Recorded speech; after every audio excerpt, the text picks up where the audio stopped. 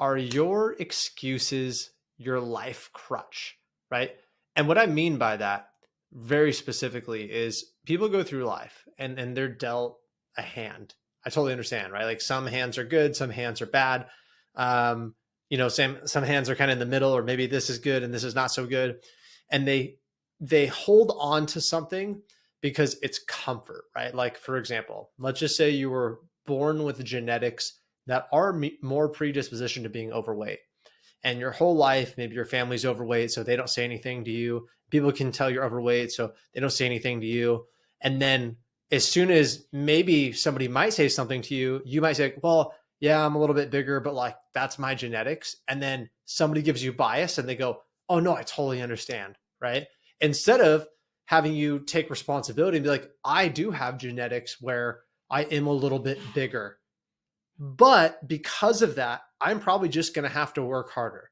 Like I'm probably going to have to be more diligent with my diet. And you can say, oh, that's not fair. Well, this person, yeah, well, life's not fair.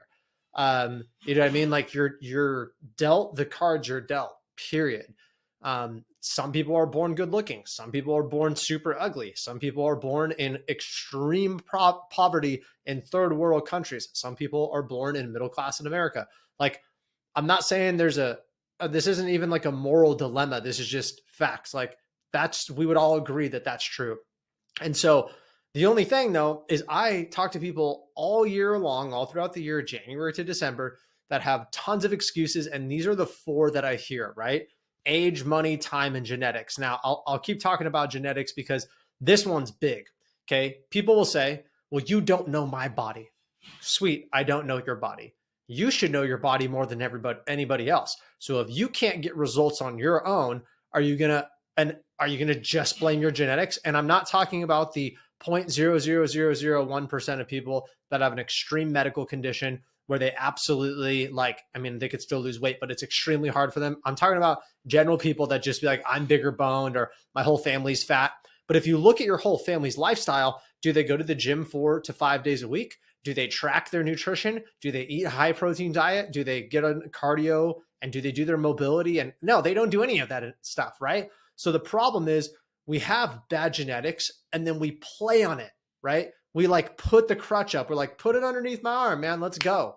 And we want to, it's really a thing to avoid work. And I'm going to give you a personal example of what I used to do and a crutch in my life, but I see this all the time, right? Kind of a personal example is I used to use the excuse. I was a very young parent. I had a kid at 19 years old. I used to use the excuse to go party because I didn't get to like live my life. I was like, I had a kid so young. And so I didn't get to go like experience that. So when I go get a babysitter, I'm going to go get drunk. I was responsible, got a taxi, didn't come, I was responsible about it, but I was partying all the time outside of being a parent. And I used is it a crutch? And when I told people, they're like, well, man, you're going out every weekend. I'm like, well, yeah, I mean, I had a kid young, so I didn't really get to like go to do the whole college thing and party. And people would say, no, dude, that totally makes sense. I totally get that. I'd probably do the same thing, which was not what I needed. I know, right? Because that makes it even more of a crutch because I'm telling people, why am I even telling them this? Because I want them to give me bias. I want them to accept it. And that's what we do when we vent.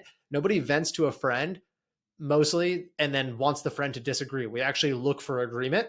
But when it's something that's hindering us or holding us back, it's the worst thing we can do. Because now when like I confront you and I'm like, hey, your genetics, really aren't a valid excuse. You go, well, my mom says it is, and my friend says it is, and my coworker, so you don't know what you're talking about. Okay. So we do the same thing with time, right? I'm so busy. You don't get it. Like with my schedule and my kids, dude, I get it. We're training over 100 clients right now. Okay. Actively. I've trained hundreds and hundreds of clients, all different age demographics, everything like that. And everybody's busy. Okay. You can make yourself really, really busy, not busy in the middle. We have people in our program right now that are dropping like 10 pounds in their first couple weeks or, gaining tons of muscle in their bulk, depending on how long they do it, but like making phenomenal progress, like sick progress. And they're working out 3 to 4 days a week for like 45 minutes ish. Everybody can find time to do that. And if you go, no, I can't, I literally can't. Well, then you have made your life that way. And it's your responsibility as an adult to sit there and change that. If you're working too much, you need to work less. If you're too busy with kids, I don't find that an excuse, because I've trained this one lady that had 6 kids, okay, all under the age of like 8 years old. And she would go to the park and she would like have the kids run around, and like she got her activity. No, she wasn't necessarily at the gym strength training 5 days a week because she did have kids, but she also bought some equipment for her house. And she woke up before all her kids and told her husband, hey, I'm going to work out for these 30, 40 minutes. Like, you can find a way if there's a will. Okay. 100%. The other thing I hear is money. Dude, gym memberships are $10 a month at Planet Fitness. I'm sure you have a car. I'm sure you have a cell phone. You can go. Is it the best thing to get a coach? Probably, but you honestly don't need to. You just have to start doing something, right? The problem with people with like the whole time thing is they're like, oh, well, or sorry, the money thing is like, well, I don't have money to, I don't even know what they say. I don't have money to get all the supplements. I don't have money to get the trainer. You don't actually need to do that. You're eating already, right? So you just eat a little bit more and you eat the right amounts. If you're super, super broke and like groceries are a hard thing for you, yeah, I understand how that might be a struggle. But dude, I literally was at a point where I was on food stamps and going to the food bank because I didn't have enough food, right? So there's options. If you're really that broke, there's food banks, there's food stamps. Like, you can find a way. I had to do it for the first year and a half I was out of the military, literally, like, and I don't mind saying that to you guys. Like, I was broke, like no money in my account. Starting over from being a single parent from a divorce, got out of the military, moved states. Like, it was not fun. But I knew that like I wanted to eat enough food when I was working out, and I barely had money for like good groceries, right? I was shopping at like Food for Less and Winco. It's nothing wrong with that, but like the cheapest grocery stores possible. So that's also not an excuse. And I was in very good shape then. I bought a gym membership that was like $15 a month, and I was going all the time. Okay. And remember, I have a child that was like 5 years old. So if you don't have a kid, you literally have no excuse for the time. I'm sorry, you really, really don't. And for the money, like, it doesn't cost to work out. It's free to go on a jog. Okay. And all you have to do is get your nutrition on point and go on a jog. You can get a 6-pack. Okay. Will lifting weights be the best way? 100%, but you don't even need to. You could do calisthenics if you really wanted to. The problem is, a lot of people say, well, I'll just do that then. That's a great advice. Thanks, Coach Steph. And I'm just going to run. I'm going to do my push-ups and my sit-ups. No, you won't. You will not consistently do it. There's very, very few people that actually do. And I've seen this over 10 plus years of training. I'm not even going to get into this, so just please trust me on this. What did I say? It was like genetics, time, money. Oh, and age. Okay. I'm 32. So you might be listening to this and be like, this guy has no idea what he's talking about. He's 32 years old. I've been lifting since I was 15. Okay. So what is that? 17 years. I guarantee you when I'm 40 and 50, I'm going to be even more jacked than I am now. So trust me, I have friends that are or we have people in our program right now, 3 that I can think of that are in their late 50s that are like, they look good. They got 6-packs. They're ripped and jacked. We got people in our program that are in their 20s and in their 30s that really don't have great bodies. Now they're working towards it, but the age thing is all about how you treat your body. And this is what happens during your progression. As you get older, your lifestyle changes. You become more sedentary. You have more money, probably, for most people. And so more money buys more things. But what do we buy in America? Things that bring us comfort, bigger TVs, boats, bigger cars, all these things. And like, most people have a sedentary job. So they're buying these things that cause them to be more sedentary. Most people. Okay. Also, we have more money, disposable income. So it means we're going out to eat more and drinking more for most people. And I know it doesn't cost a lot of money to get drunk, but I have friends that go out and spend a couple $100s every weekend on going out to eat and drinks, and they consume a ton of calories, and they're on this vicious party every weekend cycle. So that's also not an excuse, right? I'm training a lady right now that's in her 70s that is crushing our challenge, that's in very good shape. And I could tell that she is taking care of herself basically her entire life. She's very healthy. And that just is proof that like age really is just a number. It's all about how you take care of yourself. You can be extremely out of shape and on your deathbed at 20 years old, and you can be in amazing shape for your age at 75 years old. It really all depends on your daily habits that add up.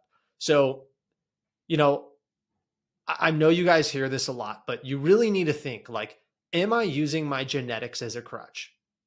Yes or no? If I am, right, how can I change that? What can I do? Okay, I have fat genetics. I have, you know, high blood pressure, diabetes, cool. So if you're predispositioned to all that stuff, you need to actually be more diligent.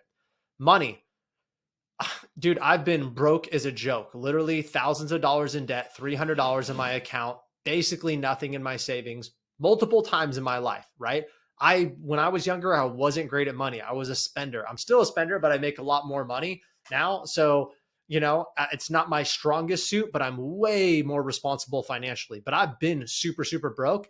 And I can tell you from somebody that kind of like did everything on his own and kind of started from the bottom. Like, if you know my backstory, working in gyms for 10 plus years, like very, very much starting from the bottom and doing everything I needed to do to have this business. I don't think there's any excuse. Like, I worked 16-hour days for like a year straight, almost 7 days a week, right? While going to college, while staying in shape, while having a fiance at the time, while having a child. Like, if I can do it, you can do it, right? Like, so time is not an actual excuse. It shouldn't be. And if it is your weakness, if it's your crutch, because this is probably the number one thing I hear, time. You know at the bottom of your heart that it's not actually time, it's prioritization, right? You're just not prioritizing it. You find time to do everything else. You find time to hang out with your friends. You find time to go golfing, drinking, shooting, whatever you want to do, watch Netflix. Why don't you have time to do this? So it's really just like being more organized and putting it as a priority. Age can't be an excuse because of everything I just told you. And if you really feel like age has taken a toll on you, 3 action steps. Number 1, go get your hormones checked. Full blood panel, testosterone, estrogen, all your metabolism, thyroid, everything. Because if that is super jacked up, you need to get that fixed before you do things, because you're going to hit a brick wall. Number 2, you need to actually do what you were doing when you were younger. Like, I hear this a lot. People go, oh, well, when I was 25, I was going to the gym all the time and I felt great. When's the last time you went to the gym consistently? 10 years ago. No wonder you feel like shit, right? Like, there you go. It's not because you're 35 years old or 40 years old. It's literally because you stopped going to the gym for 10 years. What do you expect? Right? So it is a habit thing. You can't use any of this as excuses. If you're using these for excuses, it becomes a crutch. And the worst thing about a crutch is when people see somebody on a crutch, what do? They feel bad for them. Oh, how'd you hurt yourself? Dude, I'm so sorry for you. That's the worst thing, right, anybody can ever do. And I'm talking in analogies, not realistically, but that's the worst thing people can do, because when you get that bias, you hold on to it even harder. Now, you might have had so much built up where people go, I understand you don't have time. You got 4 kids. No, it's okay, right? And you hang out with these friends that are also overweight and they have kids and they're not working out. And so you like hanging out with those people because those people make you feel comfortable. Because you're 30, 40 pounds overweight and they're 40, 50 pounds overweight, and nobody's making anybody feel uncomfortable because you're both fat, right? Like, that is the truth. Versus what somebody else can do is be like, for me, I actually like putting myself around people, and I've had to do this last 2 years, that are better than me in certain areas. And this is hard to do. So I get like a little uncomfortable, and it's not in competition with them. Like, oh, like, for example, if I hung out with somebody that's way wealthier than me, I don't go home and feel ungrateful or like, man, I don't have money, or well, I want to be like that. I just realized that I'm not where I want to be. It's just a wake up call. It's just an eye opener. Like, okay, so dang, man, that person's crushing it. I'm genuinely really happy for them. Maybe I don't even want to be at that income level, but like, dang, okay, I got some improvement to do. So if you're hanging around people that are fit and healthy, what if you can start doing things with them, going on hikes, going on bike rides? Maybe they're helping you out, go in the gym with them. Like, if that is the lifestyle you want, you have to start like throwing your crutches in the freaking fire. Like, there'll be crutches, right? Your whole life. Like, the society will throw things at you and say, don't you want it? No, use it as an excuse. It's okay. It's okay. It's okay. Dude, you need to hang around people that tell you it's not okay, right? That's the biggest thing. So, I hope this is speaking to you. Trust me, I used to use so many excuses for so many things in my life, dude. Like my early 20s was just me doing whatever I wanted, without a care in the world, besides obviously being a dad and a husband at the time. But like, and I was in the military, but besides like my three things, right? My career and my being a dad and being a husband, I just like made rash decisions financially and all this. And I always had like a good excuse because I was a good talker. But guess who I was the best talker to? Myself. And that's where a lot of people get in trouble. Like, sure, you could tell people all day and, call your best friend up and hope that he, gets your back. But like the conversations you have in your head with yourself are the most damaging, because if you believe the BS that you're actually like splurting out, I guess you're not, in your head, right? If you actually believe those conversations, that's scary. That's damaging. And if you have them enough and you don't check yourself, you will believe them, right?